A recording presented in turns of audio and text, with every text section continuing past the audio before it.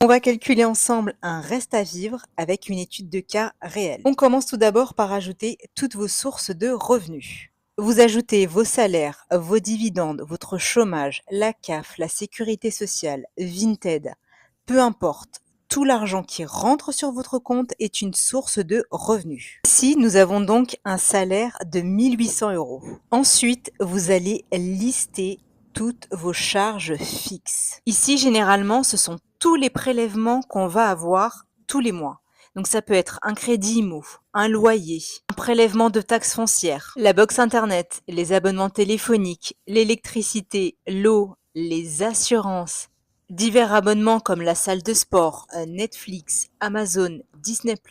Vous l'avez compris, c'est tous les prélèvements qui sont faits sur votre compte tous les mois. Donc ici, nous avons un loyer, un téléphone, des frais bancaires, l'électricité, l'eau et l'assurance. Ensuite, d'un autre côté, nous avons les charges variables. Et là, ce sont généralement des dépenses qui peuvent fluctuer d'un mois à un autre. Généralement, on va retrouver la catégorie courses, vous pouvez avoir de l'essence ou d'autres dépenses. On va faire le total de ces deux colonnes et pour la première, on a 917 € et pour la deuxième, 320 €. Cette personne n'a pas de crédit ni de 4 fois sans frais, donc je ne lui mets rien dans cette colonne. Et c'est là où généralement vous faites la plus grosse erreur quand vous calculez vos restes à vivre et qu'ils sont faux, c'est que vous ne mettez pas immédiatement de l'épargne de côté. Quoi qu'il arrive, on doit toujours se payer en premier. Systématiquement, en début de mois, ne faites jamais l'erreur de mettre de l'épargne de côté en fin de mois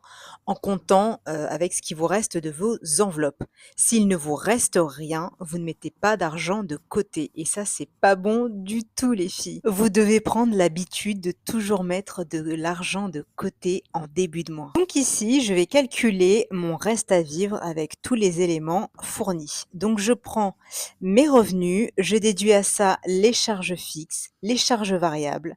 Je retire bien l'épargne qui va être mise de côté et c'est avec ce reste à vivre que vous pouvez dispatcher votre argent dans vos enveloppes en fonction des différentes catégories de dépenses que vous avez. Vous pouvez également ajouter certaines charges que vous avez tous les mois dans vos enveloppes budget, par exemple comme les courses, l'essence, peu importe. En fait, il faut savoir que vous modulez les enveloppes budget à votre guise en fonction de vos besoins et surtout comme ça vous convient à vous.